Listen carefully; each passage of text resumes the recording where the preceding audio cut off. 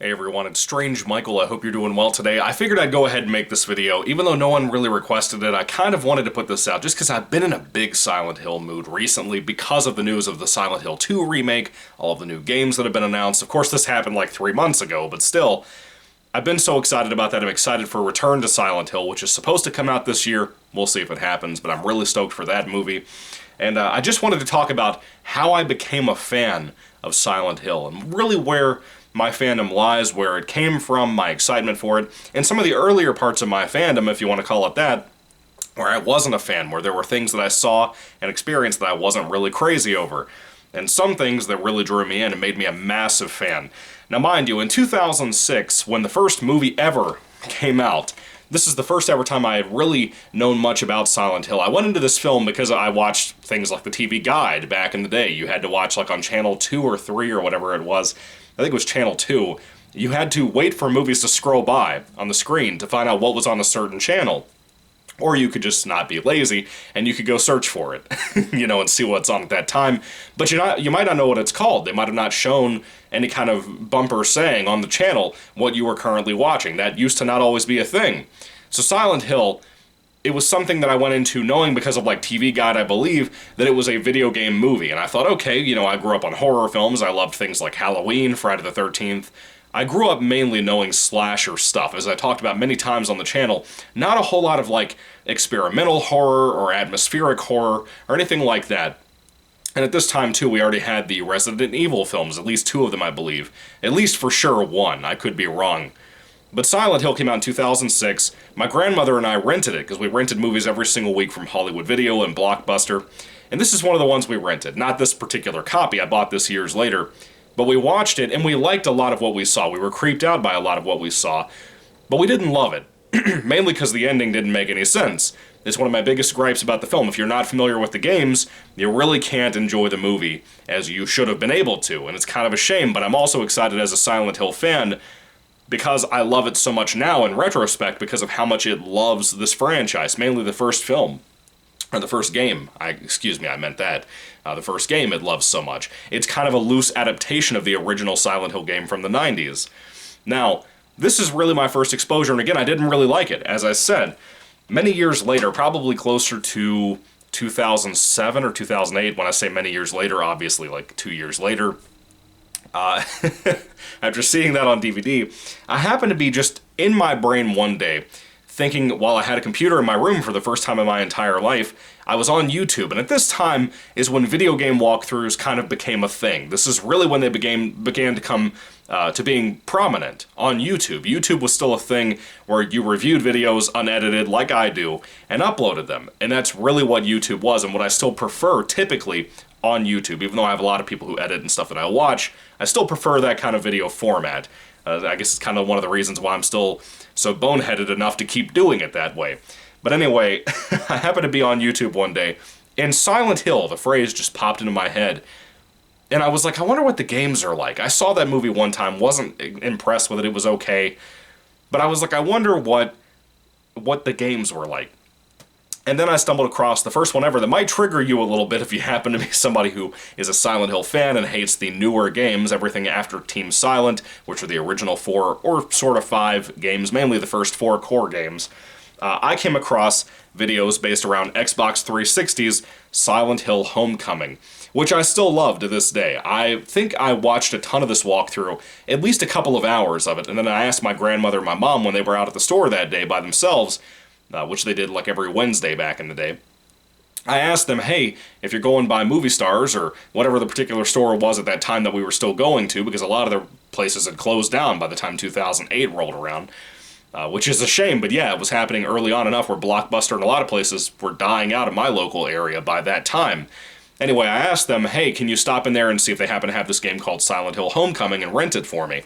And they did, and I fell in love with it. They brought it back, and this game scared the hell out of me. This is one of my earliest experiences with a straight-out horror game, because up to this point I had had moments of horror in video games I loved. I had played a couple of scary games, but nothing like this. This still has atmosphere. I don't care what the rest of the fan base says.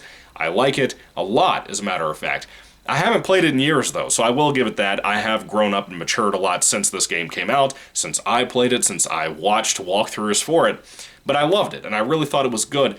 And I remember having issues in the game trying to do certain things because I wasn't used to that kind of Unreal 3D image, or not Unreal 3D, Unreal Engine 3, excuse me, kind of format of gameplay. I just really hadn't dealt with that in a video game before.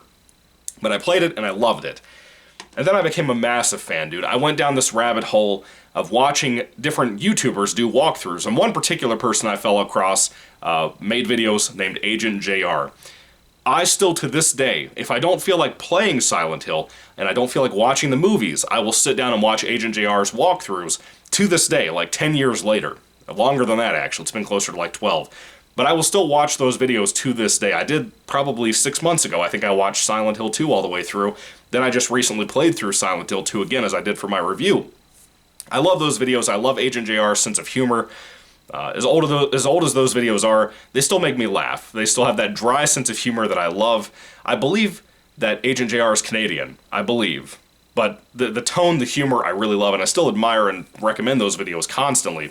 But Agent JR only played the original, like, 4 games, and that was it. Which brings me to my next thing. I usually kind of go back to the beginning of a franchise, like I did with Metal Gear when I was getting into that way back in the day, and kind of just watch the walkthroughs or played the games in order. I wanted to experience that way. The older I get, the harder that becomes because everybody's scalping everybody else on eBay. But one of the games that I loved, that I first watched and then eventually got for like a Christmas present or a birthday present or something because I loved it so much, one of the first walkthroughs I watched from Mr. Agent JR at the time was Silent Hill 4, The Room for PS2. My mother got me this copy. It's a PS2 copy from a GameStop box or EB Games copy. It's just the disc. That's all it is. But man, I love this game. In my personal opinion, this is the best Silent Hill ever. It's the last one from the original full Team Silent. It wasn't supposed to be a Silent Hill game apparently, but eventually was turned into that as an idea. And I love it. It scares me to death. The idea of being stuck in your apartment, chained in from the inside, is so creepy.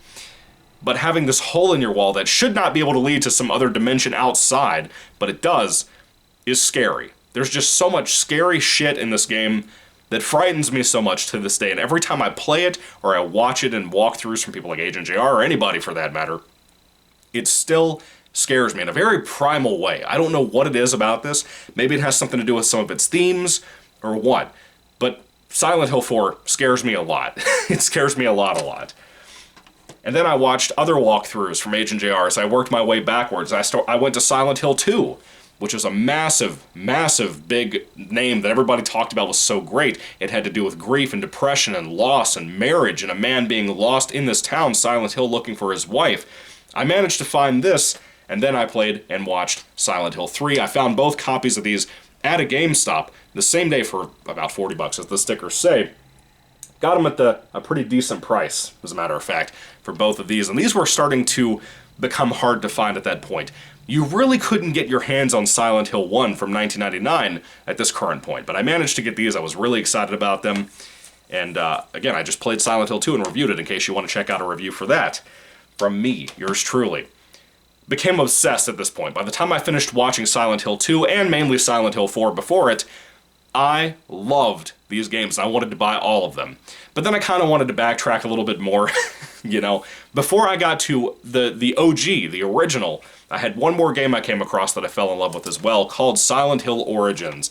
The one that I'm still not sure if Team Silent was too heavily involved. Maybe a lot of them or most of them had left at this point, but I think there were still a lot of people involved from the original Team Silent that helped make this, if I'm assuming correctly. Let me know in the comments if I'm right or not. This one still feels like Silent Hill 1 through 4. It has the standard camera stuck in the corner, the tank controls, all of that.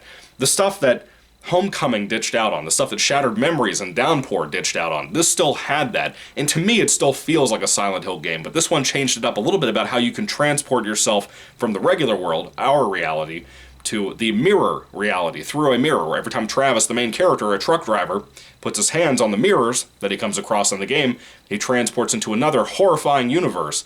And I loved that. It's scary, man. It's really genuinely frightening. There's like marionette puppet villains in this at one point. They're really scary too. I love this game. I think it's incredibly underrated as a prequel to the original 1999 game that I have right here. Silent Hill has always been accused of being a Resident Evil knockoff, which I think is extremely unfair. It's kind of understandable when it comes to tank controls and the type of fixed camera angles, that kind of thing. But to me, the OG game here, that I had a hard time finding it back in the day, and now you're not getting it for less than $200. This game is so good. The first time I tried to watch Agent JR's walkthrough for it on YouTube, I couldn't stand it because it was 1999. I wasn't, I grew up on PS1. PS1 was my first ever console. I knew things were kind of pixelated, but this is more stylized pixelated because of the kind of world they had to develop, because of the kind of map they had to develop, kind of like Resident Evil. If you've played Resident Evil, the original game for PS1, you know how pixelated a lot of it looks. This is the same thing, but it's harder to see because you're in the fog, you're in the dark, you have ash falling down in front of your face that you think is snow, but it's not, it's ash. It's very hard to see while you're playing this game. The older I get, the more my eyes are not determined to work with this game. So as I play it, I have to take my time because it's scary. I'm going to be honest with you, this scares me more when I play it rather than when I watched people play it, like Agent JR. I got this on eBay at the time for like, I want to say $30 or $35. That was probably closer to 2010. 2011, somewhere in there by the time I bought this. This was after I bought Silent Hill 2 and 3, I believe. If I'm remembering correctly, I think it was. But my mom had to order this from eBay when I found a copy that was reasonably priced at that time. And I'm still glad I got it, because again, looking in hindsight as a physical media collector, Silent Hill in general is impossible to collect now. They are physically impossible to get your hands on, because everybody has jacked the prices up so high. And for things like Silent Hill 1, 2, 3, 4 even, to be as popular as they were, and even the newer games, like Downpour being the most recent of the releases, as far as I remember being the most recent, aside from Book of Memories, which is another game I'll get to, you would think it would have been a lot easier to at least get your hands on the newer games. No, if you try to buy Downpour, the newest release game from 10 years ago, you're still paying about $100, if not more. It's insane, but the games like this from 1999, it's kind of becoming what happened to Resident Evil, where it's getting harder and harder to find those games for a cheap price, or a decent price, even as popular as they were. I think there's a little bit of scalperism coming in, as scalpers on eBay and that kind of thing. I think there's an issue with just people hoarding these up and not making it available where people can get their hands on them, which is fine. That's fine, whatever. But it kind of sucks, because these games are great. I really love them, and yeah. The original game is hard to look at a lot of the time, but I still love it a lot. It's really good.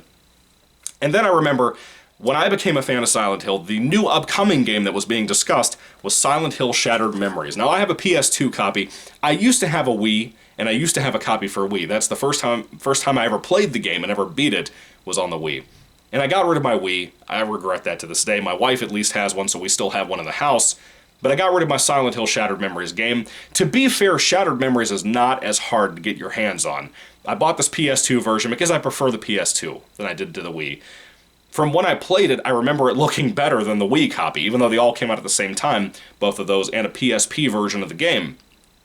And I gotta tell you, Shattered Memories to me, aside from Book of Memories, which is a completely different type of game, this is probably the most disappointing of the mainstream games from this series to me. I still like it. I like a lot of things done in it. But for me, the Nightmare World, the Silent Hill town itself, the atmosphere of it, the lack of weapons and being able to defend yourself, which was used as an excuse to make it scarier, even though it's really not, the lack of really cool villains in the game really brought this down for me. But I still like it, and I still liked it back then when I played it, even though it's kind of disappointing. Just to make all that clear, I'm not a Silent Hill hater at all. I love the movies, both of them, as a matter of fact. One's a lot better than the other one, but we'll talk about that in a moment as well. But this was really cool for what it was. It's just kind of disappointing as a massive Silent Hill fan by the time this came out. And I think this was like 2009 when it came out. So I could be getting a little order of my things misorganized, maybe some of my memories misorganized, but I'm pretty sure I bought 2, 3, and 1 before I played this in 2009, because I was a massive obsessor over Silent Hill. I cannot tell you how many times I've played or watched the games over the years. It's pretty much been a once-a-year thing that I've at least watched 1 or 2 of them back-to-back, or I've played one of them all the way through. I cannot tell you how often that has happened with me personally, because I love them so much. It's a massive part of my teenhood, a massive part of my young adulthood, a massive part of my adulthood, because of all the stuff that's coming out now that I get to talk about at some point. God willing. Anyway, the final game that came out, again, was probably about 2012, 2013, I believe it's 2013. So was the movie, but I think this might have come out in 2012. I'm not good with dates and memories, but it was around that time that Silent Hill Downpour was released for Xbox 360. Now mind you, Shattered Memories was not on 360 and not on PS3. You could only play that on Wii, PS2, and PSP. A lot of us at that time were worried, as fans, that Silent Hill was going to vanish. And after Downpour came to Xbox 360 and PS3, it vanished. It's been a pachinko machine, and now like 10 years later we're finally back because Konami realized they're a bunch of idiots. They resurrected Resident Evil with 7 and 8, and they're great. I love both of those games. But then you have Downpour that tried to go back to the roots of like a Silent Hill 2. It seems to be heavily influenced by Silent Hill 2 and kind of Homecoming as well. A lot more Homecoming than 2. But a lot of the sound effects in here and stuff are from Silent Hill previous games from the Team Silent originals, even though they're not involved with the game. It's a good game, but I still find this one disappointing too. I just like it a little bit more than Shattered Memories. I think it's a better game to a lot of extent. It looks really good for the most part for its time, but it's buggy, really buggy. There's a lot of issues that I have, particularly one particular section that feels like almost like a Gears of War mission or something, involving like a roller coaster carnival type of ride, which was unfair and I still haven't beat it to this day. I finally had to give up and just watch a walkthrough because I sucked so bad at that particular portion of the game. I think there was something wrong in the game, probably some kind of bug or something, I don't know, but it was rough. Anyway, Downpour, it's not that great. It's kind of the same thing as Shattered Memories. I like it a lot, about a lot of things in it. I still like it then a lot more than a lot of other things I've played and watched over the years. But it's still messy. It's still messy, quite a bit. Still good, though. Still good. As a Silent Hill fan, I don't hate it. I'm glad they brought back weapons. That's a big thing. Now, I believe either right after that game or right before it, we had a game, or a new movie that came out. There was one guy at my school, in high school, that I was friends with. His name was Chase. Chase, if you ever happen to watch this video, it's good to see you, buddy, even though I don't see you. Chase and I were the only Silent Hill fans in all of our high school, basically. We talked to a lot of people. He knew a lot of people, a lot more than I knew.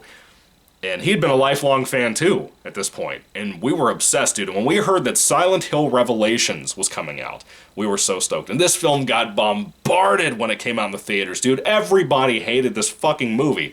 And it pissed me off, because I was really hoping for something good. And then for Valentine's Day, it came out around that time on DVD. I missed it in the theaters. The limited release was so limited that no one got to see it locally. Chase went to see it. I missed out on it. He said he really liked it, so that gave me a little bit of hope, even though everybody trashed it. Jeremy Johns, Chris Stuckman, everybody that I loved and admired on YouTube doing movie reviews, they hated this shit. And then I saw it on Valentine's Day, when my mom got this for me as a present. I know it's a weird Valentine's Day present. My family did that kind of thing. But I got this as a present. And I liked it a lot. It's not as good at all compared to Part 1, but it has its moments. It's above average for me. It's got some messy shit in there, it's got some problems, it's got some goofiness, a little bit too much CGI, but the first one had a little bit too much CGI as well, even though that looked better than this film. It's kind of a loose adaptation of Silent Hill 3. Very loose. Very, very loose. It's a little messy, like I said. But I still love it. I think it's a good flick, and I still appreciate it. It's one of my guilty pleasure types of movies. And as a Silent Hill fan, again, in hindsight, I've enjoyed both of the movies more because I'm such a big fan of the games. There's a lot of things I appreciate about all of them, or at least both of the films, hopefully the third one too when it comes out, because of what I saw in those games, and because of you had to be a fan to appreciate the fan service in those movies, and to really get the ending of Part 1. Not so much this one, but I appreciate this one. I could not imagine seeing just the original film in 2006, and then watching this, and not knowing anything about the games, and trying to process what I just watched. There is a reason why everybody hated this movie. And I think a lot of it just had to do with people being outside of the regular, big fandom for Silent Hill. But still, I like Revelations. I don't care what you have to say about me because of it. And then we have the last couple of games here I do want to talk about. And then pretty much after that, I just have some digital comics that I don't have physically, and those are okay. Silent Hill comics are a little messy sometimes, depending on what we're talking about, but I really only have two more things to show you, one of them being the PS Vita, yes, the PSP sequel, or sort of second or third adaptation of a PSP called PS Vita. There was a game called Book of Memories, which is a Silent Hill game. Of course, I have a pre-owned GameStop EB Games box, and here's the game inside. Let me tell you, this is a dungeon crawler. And I have never really played one. If you consider RuneScape to be one, that's kind of the closest I've ever come to a dungeon crawler traditionally. I'm not a fan of that. I'm not a big fan of, like, fantasy, even though Silent Hill is kind of a dark fantasy type of thing. For me, I played Book of Memories, and I like it to an extent. I haven't gotten very far because I went to replay it again recently, or not replay it, but to play it again to continue where I left off, because as a dungeon crawler, it's very repetitive. You're just kind of going from area to area to location forever, just fighting monsters. That gets old to me. It's one of my biggest complaints about modern day video games. This has that issue massively. It's not a bad game for what it is. It looks good for a dungeon crawler. I like the graphics to it. I think it looks really good on PS Vita. And it plays fairly well too. But it just feels like such a missed opportunity. Why would you not just do something similar to what Silent Hill was and do that? It reminds me of a Silent Hill mobile game. You might still be able to get on the Apple iPhone. I don't know if it's true or not, that you can still get it. But there was one, it was a Silent Hill game, and you basically were doing like a first-person shooter. And I remember the monsters just being like nurses and stuff in dark hallways, and that's all it was.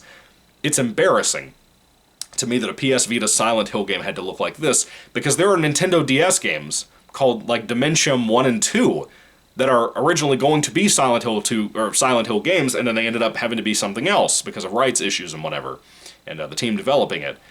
But those are really good. Those are way better than a PS Vita game, and they came out years before this came out, like 10 years before this came out. So that's depressing, heavily. Anyway, not a big fan of Book of Memories. It might be the one that I don't like the most because it's so non-linear to what Silent Hill typically is, but for me, it's okay. It's good for what it is. If you like dungeon crawlers, this might be your favorite game out of the whole series. Depends on who you are and what you're looking for in Silent Hill or games. But it doesn't really represent what Silent Hill is, even though it's kind of tied to Downpour, because you have like the mailman from Downpour in the game at the beginning. Now, at some point, I can't remember when this came out, but it was a massive disappointment. It shocked the hell out of everybody. I bought this. This is the cheapest to find Silent Hill game at this current moment because of how awful it was.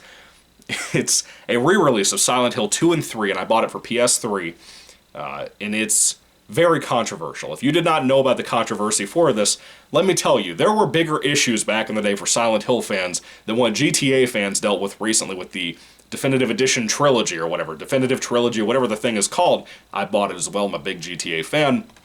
This was worse. This was worse.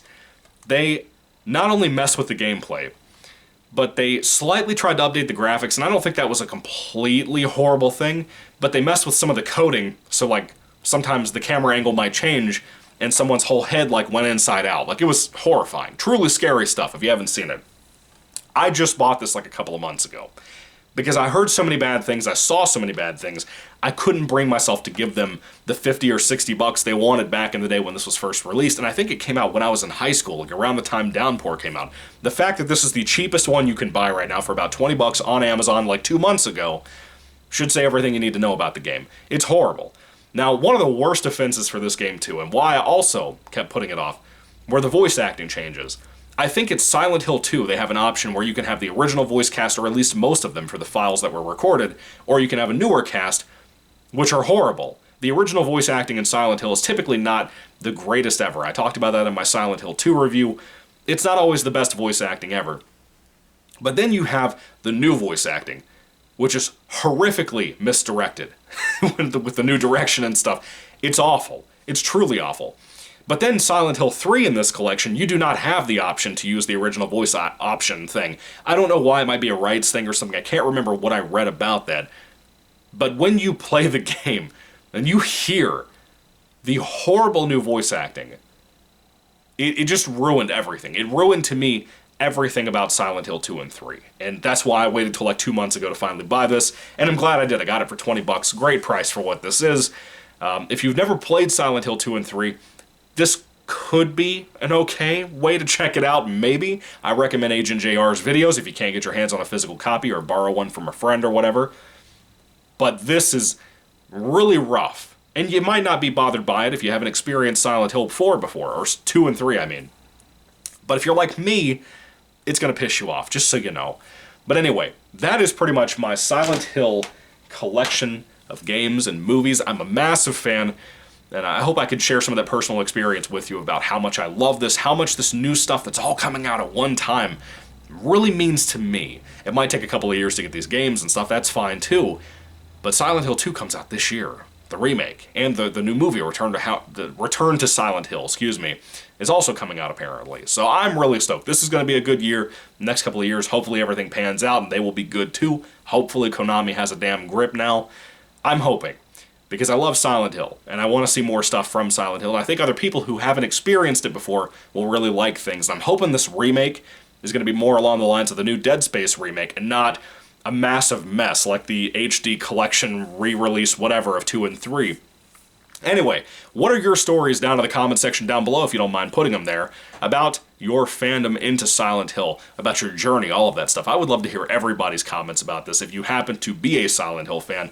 I don't think many people on my channel happen to be, or at least yet. I hope you guys become one in the future, because it's really good stuff, but again, I don't really recommend seeing the films before you play the games, because you're going to get lost. You're going to. There's just no getting around it. But for me personally, I'm a big fan of it. I recommend it highly, the whole series, all of it. I like all of it. I love all of it, as a matter of fact, to many varying degrees.